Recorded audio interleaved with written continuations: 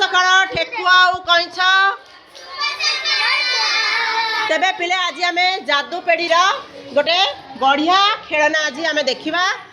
ତମେ ଦି ଜଣ ଝିଅ ଆଜି ଆମର ଧରିଛନ୍ତି ତାଙ୍କୁ ଆଉ ତାଙ୍କ ବିଷୟରେ ସେମାନେ ନିଜେ ବି କହିବେ, ତମକୁ ବି ପଚାରିବେ ପ୍ରଶ୍ନ ଆଉ ତାଙ୍କ ଗପଟି ସବୁବେଳେ ଯେଉଁ ଗପ ତମେ ଟିଭିରେ ଦେଖୁଛ କହୁଛ ସେଇ ଗପଟି ଆଜି ସେମାନେ କହିବେ, ଆମେ ଶୁଣିବା। ଯାଅ ତମେ କିଏ? ତମେ ତମର ମୁଁ ତ ତମକୁ ଶୁଭ ସକାଳ କଲି, ଏବେ ତମେ କୁହ। ଦେଖ ତମେ କୁହ କିଏ କୁହ ସିଏ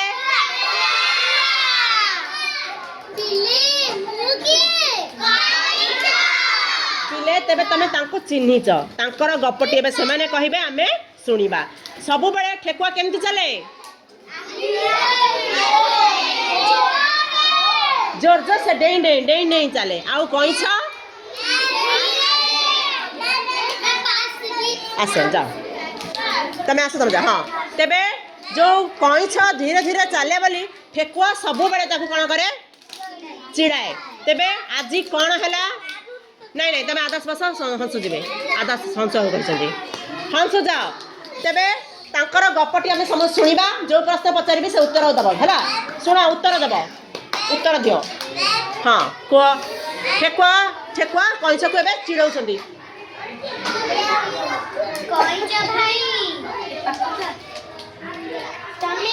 ଦେଖ କଇଁଛ ତାର ଶୋଇଛି। ଦେଖ କଇଁଛ ତାର କ'ଣ କରୁଛି?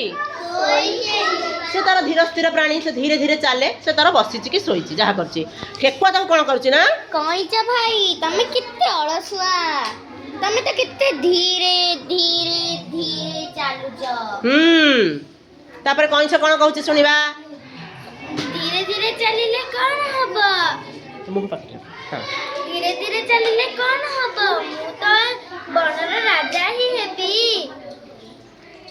ତାପରେ ସେ କହିବ କି ତମେ ଯଦି ସେମିତି କହୁଛ ମୁଁ ଧୀରେ ଧୀରେ ଚାଲୁଛି, ତାହେଲେ ଗୋଟେ ପ୍ରତିଯୋଗିତା ସେଟା କହ। ତମେ କହୁଛ ଯଦି ମୁଁ ଧୀରେ ଧୀରେ ଚାଲୁଛି, ତାହେଲେ ଆମେ ଗୋଟେ କମ୍ପିଟିସନ କରିବା। ପ୍ରତିଯୋଗିତା କରିବା ପାଇଁ ଦି ଜଣ ସ୍ଥିର କଲେ। ଯେହେତୁ ଠେକୁଆ ସବୁବେଳେ, ଦେଖ ଦି ଜଣଙ୍କର ସ୍ଥିର ହେଇଗଲା ଯେ ଶୁଣ ପିଲାମାନେ, ସବୁବେଳେ ତାଙ୍କୁ ଜଣେ ଚିଡ଼େଇଲେ ତମେ ଚିଡ଼ିବ କି ନାହିଁ? ଆଜି ସେ କଇଁଛ ଚିଡ଼ିଗଲା, କହିଲା କି ଠିକ୍ ଅଛି ଗୋଟେ ପ୍ରତିଯୋଗିତା କରିଦେବା।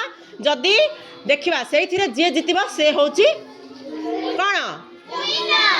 ୱିନର। ବାବା ସେ ଜିତିବ ଆଉ ତାକୁ ତମେ ମୋତେ ଆଉ ଦିନେ ହେଲେ ଚିଡ଼େଇବ ନାହିଁ। ଠିକ୍ ଅଛି। ତାପରେ ସକାଳ ହେଲା, ଦି ଜଣଙ୍କ ପ୍ରତିଯୋଗିତା ଆରମ୍ଭ ହେଲା। ଦେଖ ଠେକୁଆ କେମିତି ଚାଲିଲା? ଦୌଡ଼ି ଦୌଡ଼ି ଡେଇଁ ଡେଇଁକା ଡେଇଁ ଡେଇଁକା ଡେଇଁ ଡେଇଁକା ଡେଇଁ ଡେଇଁକା ଡେଇଁ ଡେଇଁକା ଚାଲି ଚାଲି ଚାଲି ଚାଲି ଯାଇଗଲା। ତାପରେ ଗୋଟେ ଗଛ ଆସିଲା। ସେ ଶୁଣ ପିଲେ, ତମେ ବେଶୀ ଟିକେ ଘୁଞ୍ଚ। ଡିଆଁ ଡେଇଁ କଲେ ତମେ କ'ଣ କର? ହାଲିଆ ହେଇଯାଅ କି ନାହିଁ? ଠେକୁଆ ବି ହାଲିଆ ହେଇଦେଲା। ସେ ଭାବିଲା କି ଏବେ କ'ଣ ଭାବିଲା ଆମେ ଶୁଣିବା। ଠେକୁଆ କ'ଣ ଭାବିଲା?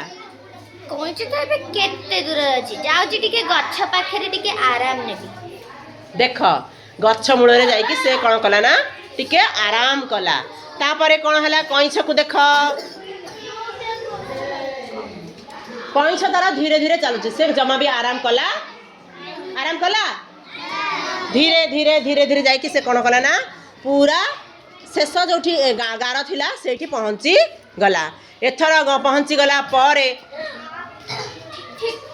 କଇଁଛ କେତେ ଦୂରକୁ ପଳେଇଲା, ମୁଁ କେତେ ପଛରେ ଅଛି।